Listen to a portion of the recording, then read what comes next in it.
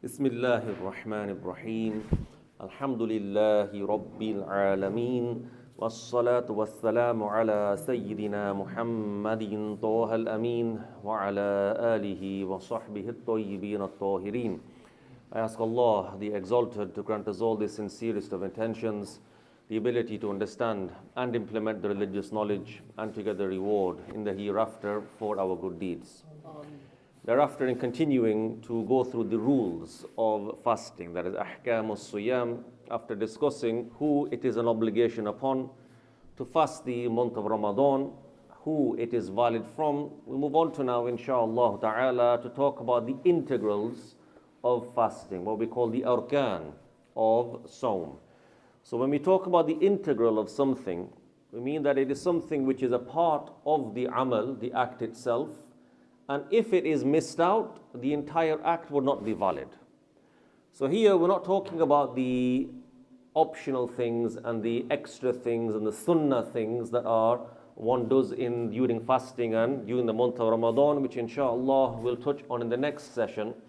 But this is what one needs to do to ensure the fast itself is valid. And there are two integrals for fasting. One of those involves the niyyah, the intention.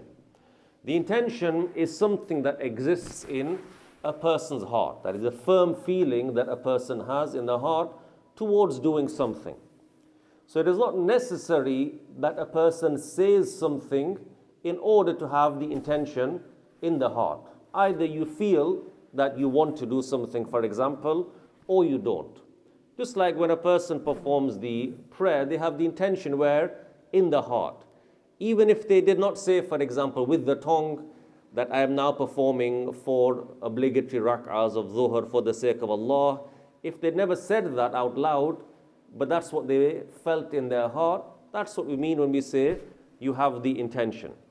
Similarly, when it comes to fasting, the intention is something that exists in the heart.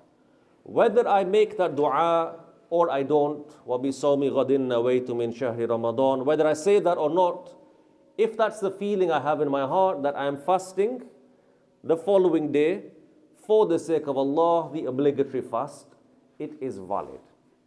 Tayyib, what intention exactly do I need to have? I need to specify that I am fasting the day of Ramadan. So when is this intention going to occur? Usually it takes place at night time, between Maghrib and between Fajr. That's what we mean religiously by the layl, the night. If the intention occurs at any point during the night that you want to fast the following day, your intention is valid. So it is not necessary that after you finish the suhoor meal, then you make the intention. Some people say once you finish your sehri meal, then now make the intention that you are going to fast. No, it's not necessary. Even if during the middle of the night, I made the intention that I'm going to fast the following day.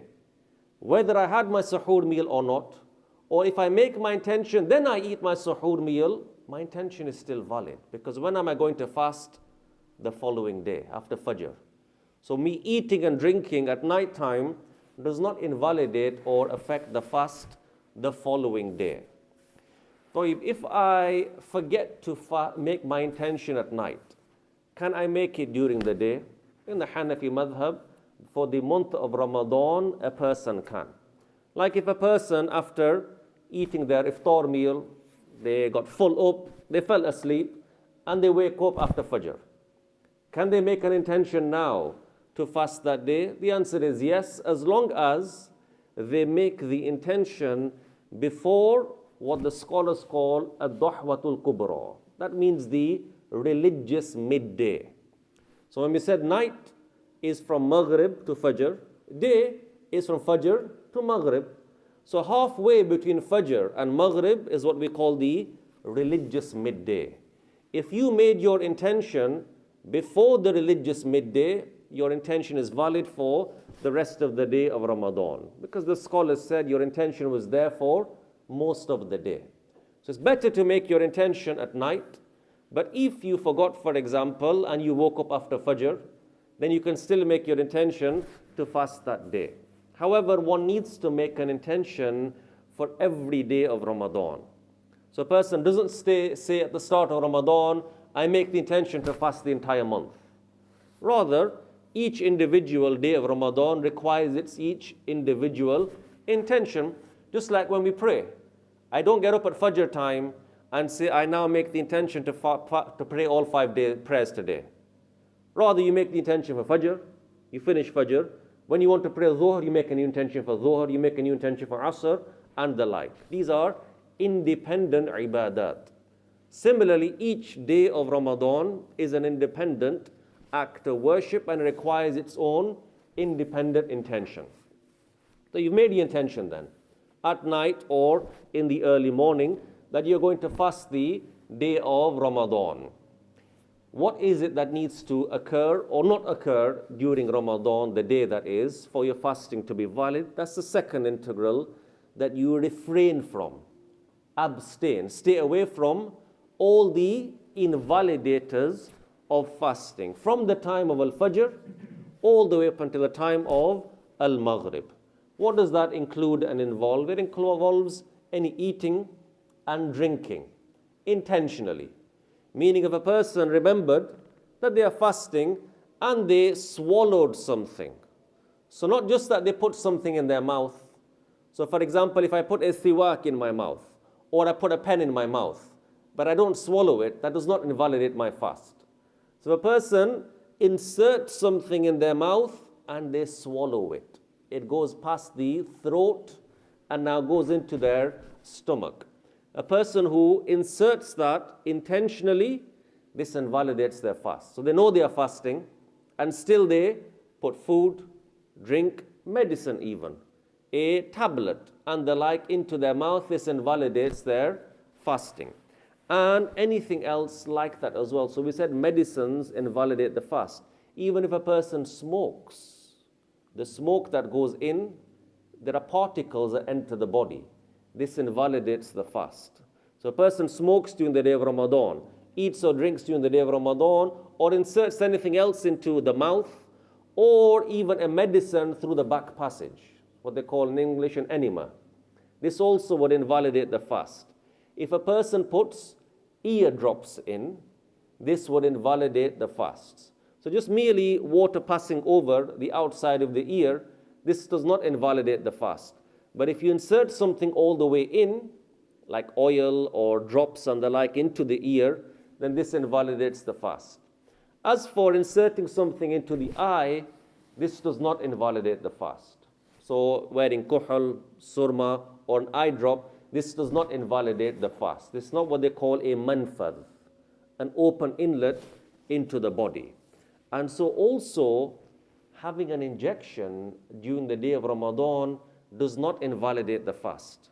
This is not something that is being inserted into the body through an open inlet like the mouth or the back passage or the nose, for example. So this does not invalidate the fast. But one needs to be careful that even if we said intentionally eating and drinking invalidates the fast. So if a person forgot that they are fasting, like it might take a person a day or two to get used to Ramadan, they might have their usual cup of tea, or they usually have a snack in the afternoon, and they accidentally have it, remember they're fasting. What they ate or drank forgetfully that they were fasting, this does not invalidate the fast. Or if something accidentally went in, this does not invalidate the fast, but you need to be careful. You don't do something that facilitates something going into the mouth. So for example, when a person makes wudu, it's sunnah to insert water into the mouth and to also gargle the water, what they call madmada. So to insert water in the mouth, gargle the water so it gets to the back of the throat. But the one who is fasting should not do that, because they run the risk of some water going inside. Even they say, I didn't mean to, but look what you're doing. You've put yourself in a position where it's very easy for that water to insert into the body. And so if one did that while they were fasting, this would invalidate their fast. So we said one needs to refrain from all of that from Fajr up until Maghrib. So if Fajr had come in and they ate something, their fasting is invalid. Person says, oh, I've got up a bit late today. I've not had anything to eat. Fajr has come in, but if I don't eat, I'll be hungry. Let me quickly have something. If they do that after Fajr has come in, that fasting is invalid. Or if in the middle of eating and drinking, and there's someone says, oh, you need to finish now, Suhoor time has entered, or Fajr time has entered. And they say, let me just finish it off. Got a couple of sips of water left. And they eat or drink after Fajr has come in, their entire day of fasting is invalid. If they do that for the remainder of the day, they need to stop eating and drinking, and they are obligated to make up that day, meaning that they were sinful for making up that day. That's why sometimes on the timetables we have what we call a sari time or imsak time, that we advise you stop eating and drinking at this time, just in case Fajr might have come in. But can you pray before you are sure Fajr is in? No. You can't. Therefore, you might need to wait a bit before you are sure Fajr is in and perform your prayer at that time. So meaning that you want to be sure your fast is valid, so you stop eating and drinking at a certain time. So if you, for example, at home, you are unsure, when does Fajr come in? I'm not sure exactly. Does it come in at 3 o'clock or 4 o'clock or 5 o'clock? If you have a doubt, you need to stop eating and drinking before that doubt. If you say, for example, I am sure at 2:30 a.m. Fajr is definitely not in. I'm sure at 3 a.m. Fajr is definitely not in. But after 3 o'clock, I'm not sure. Maybe it's in, maybe it's not. As far as you are concerned, you can eat and drink all the way up until 3 o'clock and you need to stop. Another person might say, I think I've got another 20 minutes. I'm sure Fajr is not in until 3:20. They continue until that point. But if you eat and drink after the point where you are doubting maybe Fajr is in and maybe it is not, you cannot eat and drink at that point. Then after that, when it comes to your prayers, you can't pray until you are sure Fajr is in. So if you're now doubting still, is Fajr in at 4 o'clock? Is Fajr in at 4:30? Is Fajr in at 5 o'clock? If you as a person doubt about that, you can't pray. If you say, well, I'm only sure at 6 o'clock in the morning, well, that's when you need to pray. When you are sure that the Fajr time has come in. Like that, your fast is valid at the beginning and your prayer is also valid. Then when it comes to Maghrib time, as we said, you can only eat and drink after Maghrib has come in.